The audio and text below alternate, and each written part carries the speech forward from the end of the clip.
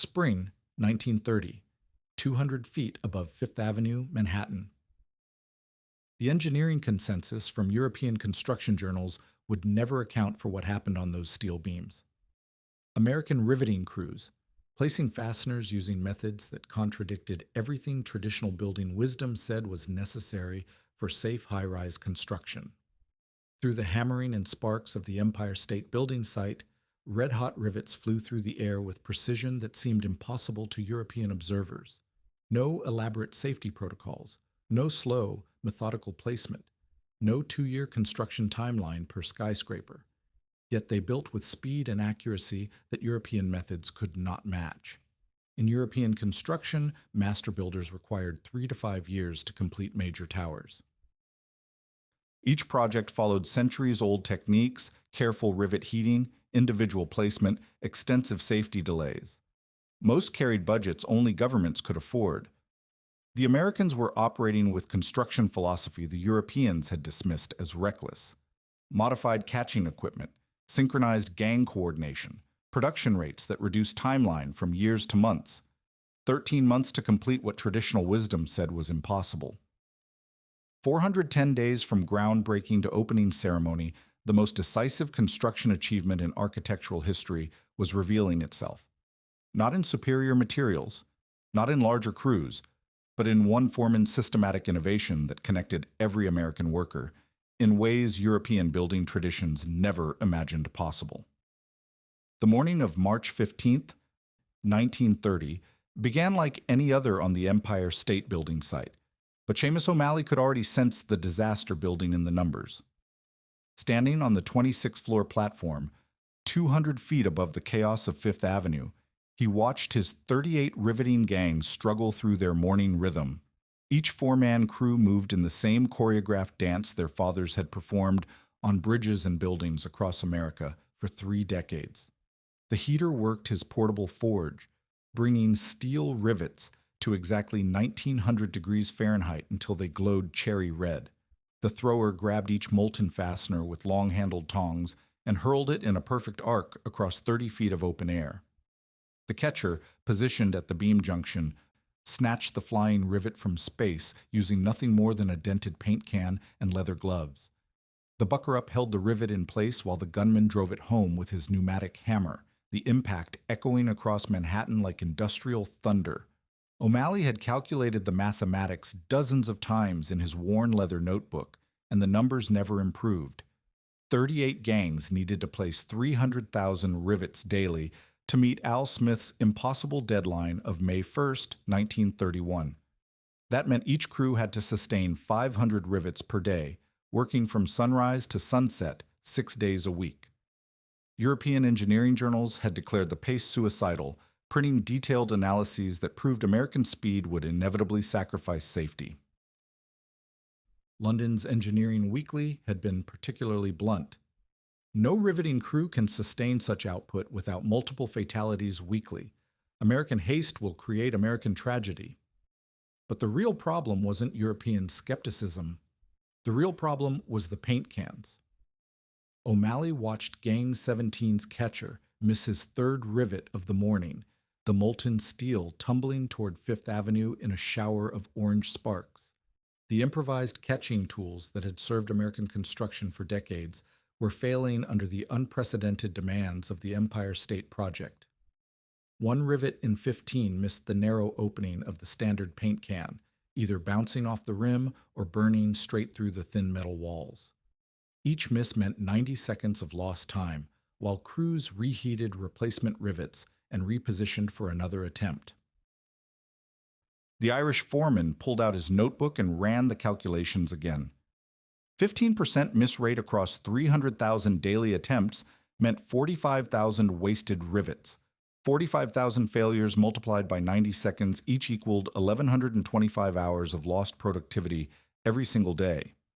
At union wages of $1.20 per hour, the missed rivets were costing the project over $1,300 daily in pure labor waste, not counting the additional steel and fuel required for replacement attempts.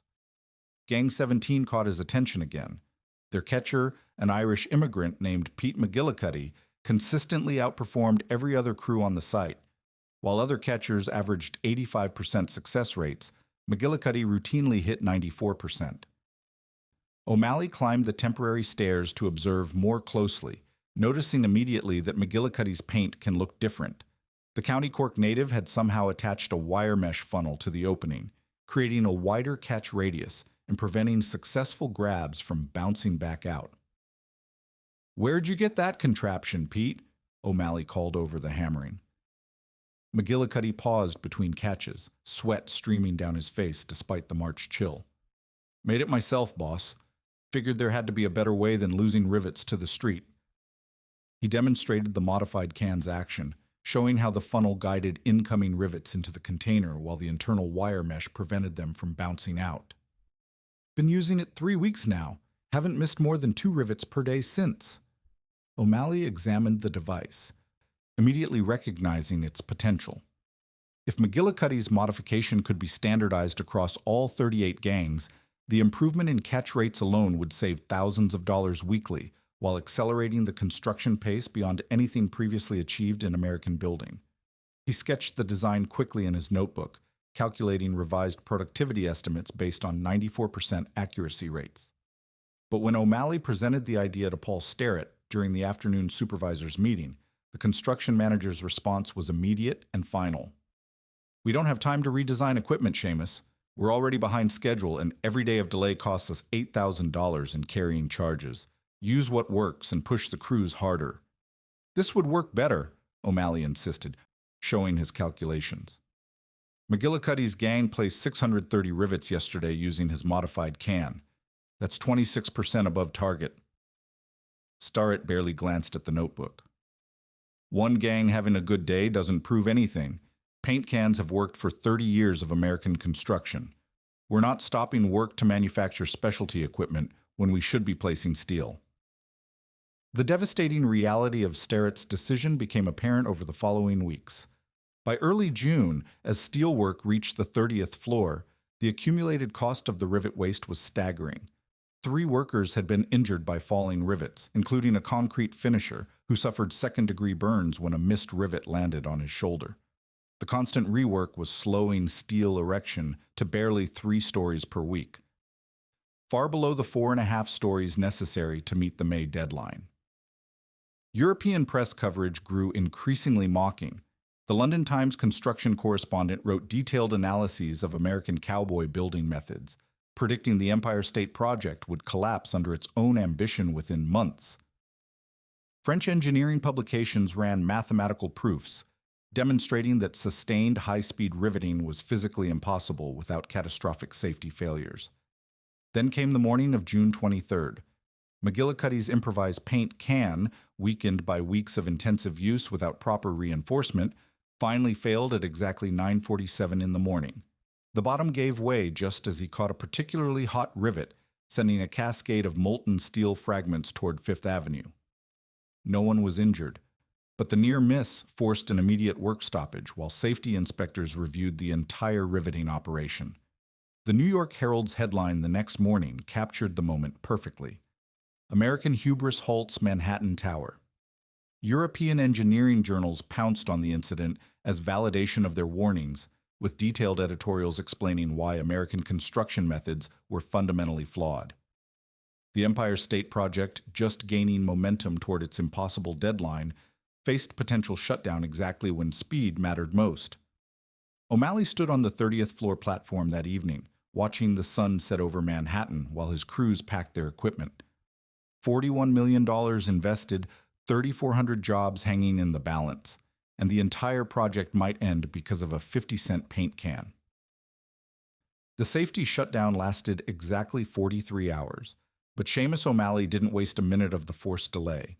While inspectors crawled over every rivet and beam, documenting their findings in triplicate reports that would satisfy insurance companies and city regulators, O'Malley commandeered a corner of the ground floor supply shed and began building the solution that Paul Sterrett had refused to authorize.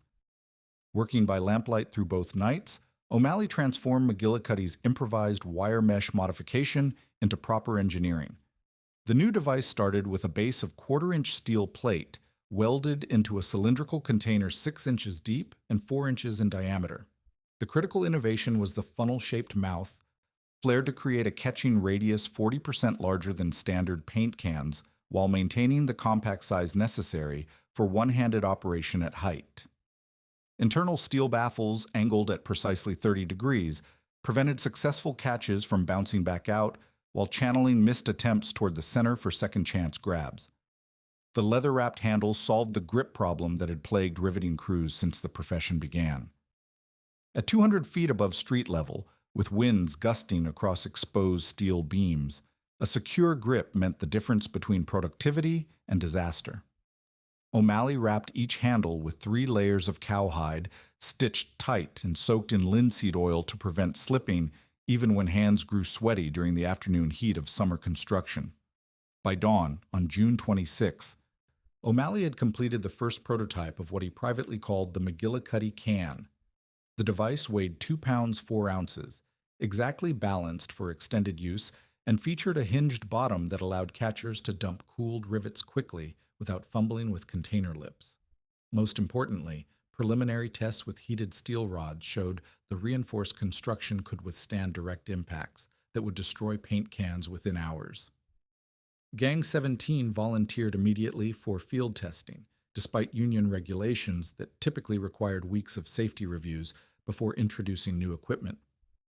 McGillicuddy examined the prototype with the careful attention of a craftsman who understood that his life depended on reliable tools. "Feels right in the hand," he said, testing the grip while his crew prepared their morning heating cycle. "Balance is perfect for extended reaches. This could work, boss." The first day of testing exceeded every projection in O'Malley's notebook. Gang 17 placed 673 rivets using the new catching device, achieving a success rate of 96% compared to their previous average of 85% with paint cans. More importantly, the missed rivets resulted from throwing errors and wind gusts rather than equipment failures, meaning the catches that connected were permanently secure without bounce-outs or container damage. Word spread through the construction crews with the speed that only dangerous work can generate.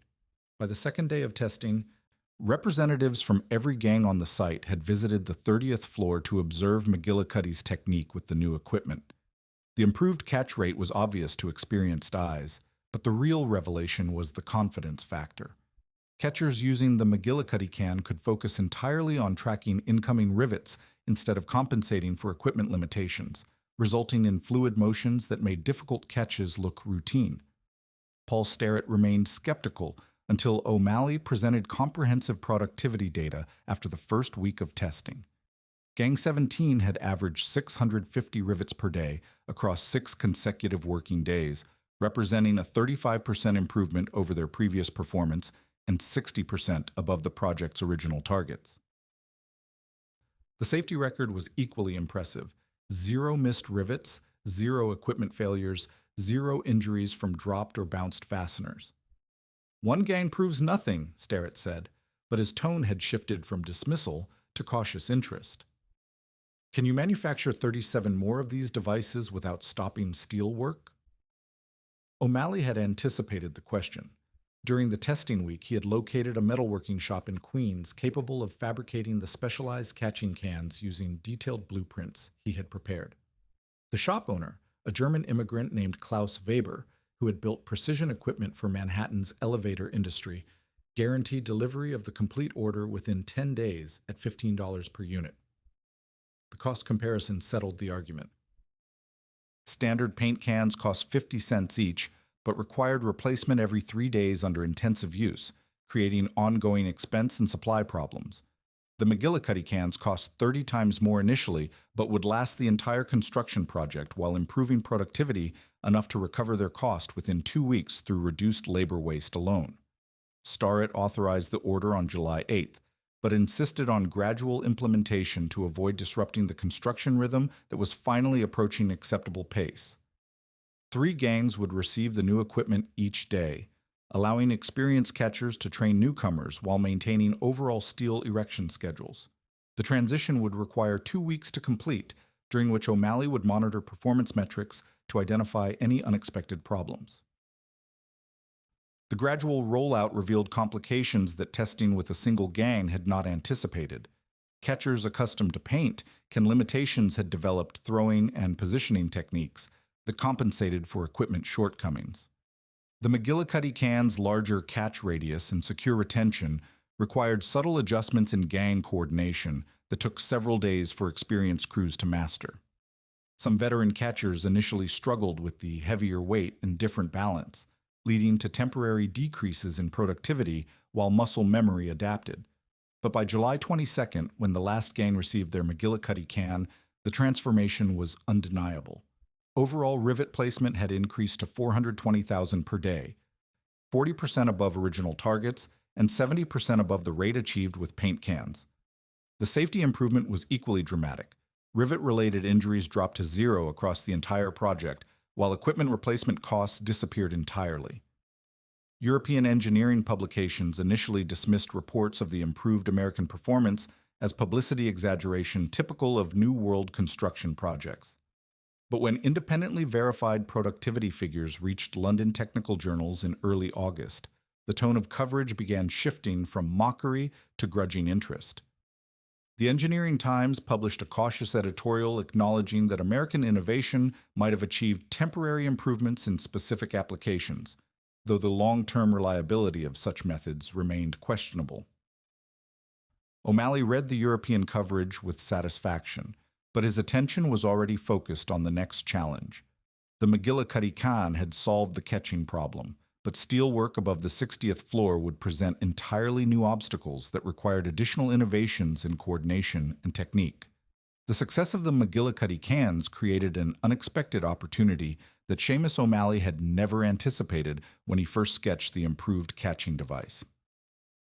By late July, with rivet accuracy rates consistently above 95% across all gangs, the reliable equipment eliminated the chaos that had previously prevented multiple crews from working the same floor simultaneously.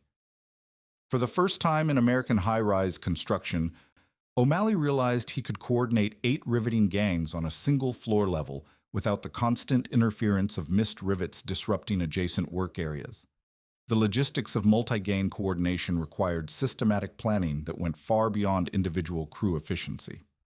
O'Malley divided each floor into 8 distinct zones, with specific beam sections assigned to prevent gangs from working so close together that flying rivets crossed paths or heating stations created conflicting workflows. The zone assignment protocol allocated corner sections to the most experienced crews, since corner joints required the highest precision, while straight beam connections went to newer gangs still mastering the McGillicuddy can technique. Timing became the critical factor that determined whether coordination would accelerate progress or create dangerous bottlenecks. O'Malley developed staggered heating schedules that prevented all 8 forges from operating simultaneously, which would have overwhelmed the floor's temporary electrical supply and created unbearable working temperatures in the confined steel framework. Instead, gangs operated in coordinated cycles, with 2 crews heating while 4 threw and caught rivets, and 2 completed final installations with pneumatic hammers. The human element of the coordination system reflected the remarkable diversity of New York's construction workforce during the depths of the Great Depression. Irish immigrants comprised 40% of the riveting crews, many fleeing the economic devastation that had followed Ireland's struggle for independence. These men brought Old World craftsmanship traditions adapted to New World speed requirements, combining meticulous attention to detail with the desperate energy of workers who knew that construction jobs might disappear as quickly as they had appeared. Italian steelworkers made up 35% of the crews, representing families that had arrived in New York during the massive immigration waves of the previous 2 decades. Their approach to riveting emphasized precision techniques learned in European metalworking traditions, where apprenticeships lasted years and master craftsmen guarded trade secrets with fierce professional pride. The Italians initially resisted O'Malley's systematic coordination, preferring to work in family-based crews that had developed their own internal rhythms over years of collaboration. The most remarkable 15% of the riveting workforce consisted of Mohawk ironworkers from the Kanawaki Reserve near Montreal, men whose reputation for fearless high-altitude work had made them legendary throughout the American construction industry. The Mohawks approached steelwork with a combination of traditional balance skills and absolute confidence at heights that terrified workers from other backgrounds. They often served as informal leaders during the most dangerous phases of coordination, when crews had to pass materials across open spaces while maintaining perfect timing with adjacent gangs. American-born workers, mostly foremen and specialty technicians, comprised the remaining 10% of the workforce. These men typically possessed formal education in construction techniques and served as intermediaries between O'Malley's systematic innovations and the craft traditions that immigrant workers brought from their home countries. Their role became crucial during the coordination process, since they could communicate technical requirements in multiple languages while understanding both American productivity demands and European quality standards. By September 1st, the floor system had achieved unprecedented results that exceeded even O'Malley's optimistic projections. Daily rivet placement reached 450,000 fasteners, 50% above the original targets that had seemed impossible just 4 months earlier. Steel erection accelerated to 4.5 stories per week, meaning the Empire State Building was rising at a rate of over 9 feet daily during peak construction periods. The safety record provided equally impressive validation of the coordination approach. 6 consecutive weeks passed without a single rivet-related injury across the entire project, a performance that had never been achieved on any major American construction site. The systematic zone assignments prevented the random collisions and equipment conflicts that had historically caused most accidents during intensive riveting operations. More significantly, the coordination enabled quality improvements that individual gang efficiency could never have produced. When 8 crews worked the same floor simultaneously, each catcher could observe techniques used by adjacent workers, leading to rapid skill development and standardization of best practices across the entire workforce. McGillicuddy's original innovation spread throughout all gangs within weeks, as catchers shared grip modifications and positioning techniques that improved performance beyond what any single crew could have developed independently. European engineering publications began taking serious notice of the Empire State performance by mid-September, when independently verified construction statistics reached London technical journals. The Engineering Review published a detailed analysis acknowledging that American methods had achieved productivity rates previously considered theoretically impossible, though the article cautioned that such intensive work pace might lead to structural weaknesses that would only become apparent after building completion. The coordination system's most impressive demonstration occurred during the week of September 22nd, when all 8 gangs working the 48th floor achieved perfect synchronization for 3 consecutive days. The rhythmic hammering created a mechanical symphony audible throughout Midtown Manhattan, with pneumatic impacts timed so precisely that pedestrians on Fifth Avenue could hear the coordinated beats echoing off surrounding buildings like an industrial percussion performance. Paul Sterrett, initially skeptical of O'Malley's systematic innovations, became the coordination approach's strongest advocate once productivity figures proved the system's effectiveness. During weekly progress meetings with Al Smith and the Empire State Corporation Board of Directors, Starrett presented charts and graphs demonstrating that the project was not only meeting its impossible May deadline, but might finish weeks ahead of schedule if current performance levels continued through the winter construction season. The Irish foreman's leather notebook, once filled with worried calculations about missed deadlines and cost overruns, now contained detailed plans for adapting the coordination system to the unique challenges that would emerge as steelwork approached the building's upper floors, where wind and weather would test every innovation that had proven successful during the lower levels of construction. The first hint of trouble appeared at 750 feet above Fifth Avenue, when Gang 12's catcher missed 3 consecutive rivets on the morning of October 2nd. Pete McGillicuddy, now serving as lead instructor for the coordination system, immediately recognized that wind conditions at the 60th floor created deflection problems that had never affected lower-level construction. Gusts exceeding 20 miles per hour, barely noticeable at street level, became significant factors when red-hot rivets traveled 30 feet through open air between steel beams with no surrounding walls to provide protection. Seamus O'Malley climbed to the 60th floor platform that afternoon to observe the problem firsthand, immediately understanding why the McGillicuddy can system faced its first serious challenge since implementation. Wind patterns at extreme height created unpredictable air currents that deflected even perfectly thrown rivets by several inches, turning routine catches into difficult athletic maneuvers that tested the limits of human reflexes. The coordination system's precise timing, which depended on reliable rivet placement within predetermined zones, began breaking down when catchers had to compensate for atmospheric conditions that changed minute by minute. The material transport challenge emerged simultaneously as an equally serious threat to the system's effectiveness. Portable forges at ground level could heat rivets to 1900 degrees Fahrenheit, but the journey to the 60th floor required nearly 8 minutes using the construction elevators and temporary stairways. By the time heated rivets reached the work platforms, their temperature had dropped to 1500 degrees, cool enough that pneumatic hammers could not drive them properly into beam joints, without additional heating cycles that destroyed the coordination system's carefully planned timing sequences.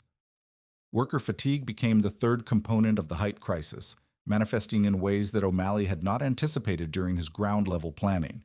The thinner atmosphere at 750 feet created subtle but measurable effects on crew endurance, particularly for the Irish and Italian workers who had spent their entire careers at sea-level construction sites.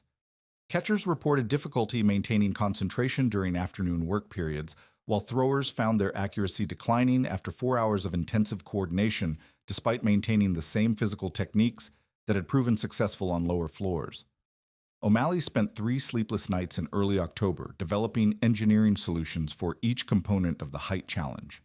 The wind deflection problem required portable barriers that could be erected quickly around active work zones without interfering with steel erection or creating additional safety hazards. Working with the project's canvas supplier, he designed temporary windscreens using heavy duck cloth mounted on lightweight steel frames that could be repositioned rapidly as work progressed around each floor's perimeter. The material transport solution demanded a more radical innovation that challenged fundamental assumptions about construction logistics. Instead of heating all rivets at ground level, O'Malley proposed installing portable forge stations every 10 floors, connected to the building's temporary electrical supply through heavy-duty cables that could provide sufficient power for intensive heating operations. Each forge station would serve the 4 floors immediately above and below its position, reducing transport time to under 2 minutes and ensuring that rivets reached work platforms at optimal temperature for immediate installation. The worker fatigue issue required the most significant modification to the coordination system since its original implementation. O'Malley reduced shift length from 8 hours to 6 hours for all work above the 50th floor, compensating for the shortened workday by adding a third shift that worked from 6 in the evening until midnight under electric lighting. The revised schedule maintained total daily productivity while reducing individual worker stress during the most demanding phases of high-altitude construction. Implementation of the height adaptations began on October 15th, starting with the windscreen installation that immediately demonstrated its effectiveness. Wind deflection of thrown rivets decreased by 70% within the protected work zones, allowing catchers to focus on perfecting their technique with the McGillicuddy cans rather than compensating for unpredictable atmospheric conditions. The coordination system's precision timing resumed almost immediately once crews could rely on consistent rivet trajectories. The portable forge stations required more complex installation procedures, since electrical connections at height demanded careful safety protocols to prevent electrocution hazards during the frequent rain showers that characterized New York's October weather. Klaus Weber, the German metalworker who had fabricated the McGillicuddy cans, designed specialized electrical panels that could be operated safely even when wet, using insulated controls and ground fault protection systems that were innovative for 1930 construction standards. By October 25th, when steelwork reached the 70th floor, the adapted coordination system was operating more efficiently than it had performed at lower levels. The combination of windscreens, distributed heating stations, and reduced shift fatigue had actually improved overall productivity beyond the rates achieved during the summer months. Daily rivet placement exceeded 470,000 fasteners, representing the highest sustained performance in American construction history. The crisis moment that tested every adaptation occurred during the morning of October 30th, when an unexpected weather front brought gusting winds exceeding 40 miles per hour to the 80th floor work platform. Despite the windscreen protection, the extreme conditions scattered a handful of red-hot rivets across the work area when a sudden gust caught Gang 7's thrower at the moment of release. No workers were injured, but the incident exposed the system's continued vulnerability to weather extremes that were becoming more frequent as construction approached the building's ultimate height. European engineering publications seized upon the October 30th incident as validation of their consistent warnings about American construction methods.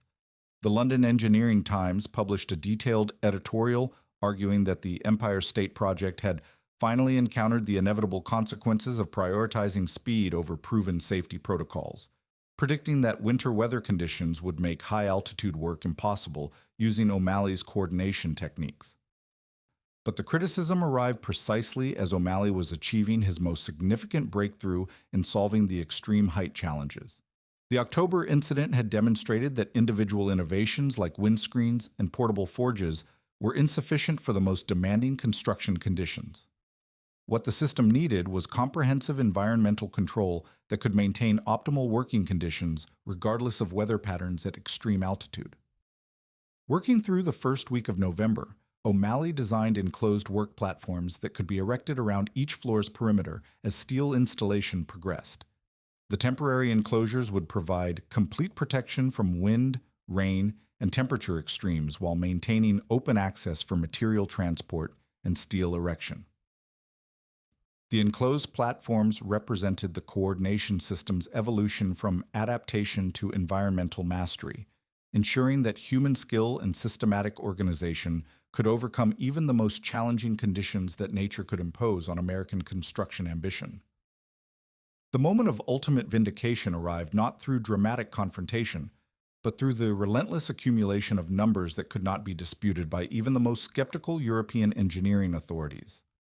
On November 8, 1930, exactly 18 months after construction began, Seamus O'Malley stood in Paul Sterrett's temporary office, reviewing productivity reports that documented the most decisive proof of American construction innovation in industrial history. The data was overwhelming in its clarity. During October, despite weather challenges and the complexities of extreme height construction, the McGillicuddy can system combined with floor coordination had averaged 465,000 rivets placed daily across the entire project. When Sterrett's accountants calculated the cost implications, the financial argument became irrefutable. Each missed rivet using traditional paint methods had cost $3.50 in combined labor time, material waste, and schedule delays. Multiplied across the 45,000 daily misses that characterized pre-innovation performance, the old system was hemorrhaging over $150,000 weekly in preventable inefficiency. O'Malley's systematic innovations had reduced miss rates to less than 2%, saving the Empire State Corporation over $200,000 in direct costs during October alone. More significantly, the accelerated construction pace was reducing carrying charges and financing costs by completing the building months ahead of traditional schedules. The total financial impact of the riveting innovations exceeded $800,000 in measurable savings, enough to fund the entire steel framework for 12 additional floors. Paul Sterrett, initially reluctant to authorize any deviation from proven construction methods, had become the innovation's most effective advocate within the corporate hierarchy. During the November board meeting with Al Smith and the Empire State Corporation directors, Starrett presented comparative analyses showing that O'Malley's system had not only met the impossible May deadline, but positioned the project to finish 12 days ahead of schedule if current performance levels continued through the winter construction season. The European response to these verified performance statistics marked a fundamental shift in international construction attitudes toward American methods.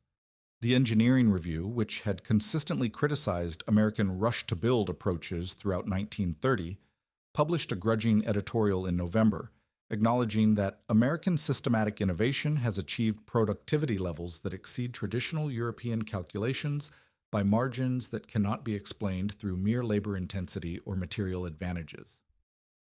More significantly, technical delegations from London, Paris, and Berlin began requesting detailed documentation of the McGillicuddy can specifications and floor coordination protocols. The German Engineering Institute formally invited O'Malley to present his innovations at their annual conference in Hamburg, representing the first time European construction authorities had sought American technical expertise rather than dismissing New World methods as inferior adaptations of Old World techniques. The ultimate test of the system's effectiveness came during the brutal winter months when traditional construction wisdom suggested that high-altitude steelwork should cease entirely until spring weather returned. Instead of shutting down operations, O'Malley's enclosed work platforms and distributed heating stations enabled continuous progress through December and January, maintaining daily rivet placement above 400,000 even during snowstorms and freezing temperatures that would have halted conventional construction projects. By February 15, 1931, when steelwork topped out at the 102nd floor, the mathematical proof of American innovation was complete. Over 3 million rivets had been placed during the Empire State Project, with a cumulative accuracy rate of 97%, representing performance levels that European engineering theory had declared physically impossible for sustained operations. The safety record provided equally compelling validation. 5 worker deaths total across the entire construction project, compared to the 15 to 20 fatalities that European safety calculations had predicted for work at such scale and speed. The symbolic moment of triumph occurred on March 28th, when Al Smith ceremonially placed the final golden rivet, specially manufactured for the occasion and heated to exactly 1900 degrees using one of O'Malley's portable forge stations on the 102nd floor.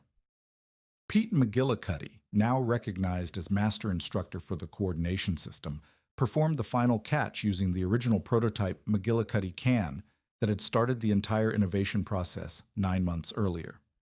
The completion statistics defied every projection that had been made by construction experts on both sides of the Atlantic. 410 calendar days from groundbreaking to final rivet installation, with the building ready for occupancy on April 11th, exactly 12 days ahead of the May 1st deadline that had been considered impossible when the project began.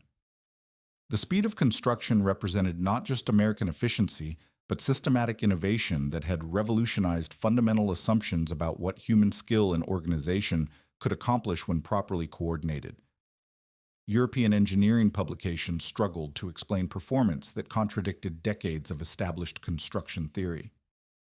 The French Bulletin of Industrial Engineering published a detailed analysis attempting to account for American success through favorable material conditions, superior electrical power supply, and advantageous weather patterns during critical construction phases. But independent verification of the technical methods made clear that systematic innovation, rather than environmental advantages, had created the unprecedented performance levels. The morning of May 1, 1931, dawned clear and bright over Manhattan as crowds gathered on Fifth Avenue for the Empire State Building's official opening ceremony. O'Malley stood on the 86th floor observation deck, looking down at the city that had witnessed the most decisive proof of American construction capability in the nation's history. The specialized catching cans that had started as Pete McGillicuddy's improvised modification had become standard equipment throughout the American construction industry, with manufacturers in Detroit and Pittsburgh producing thousands of units based on O'Malley's original specifications. The building rose 1,250 feet above the sidewalk, its limestone and steel facade gleaming in the morning sunlight like a monument to systematic innovation triumphing over established tradition. When the last rivet had cooled and the final inspection reports were filed, America had proven that methodical analysis combined with practical craftsmanship could achieve results that surpassed centuries of European engineering wisdom. One perfectly caught rivet at a time, American construction had redefined what was possible when innovation met determination at the intersection of ambition and skill.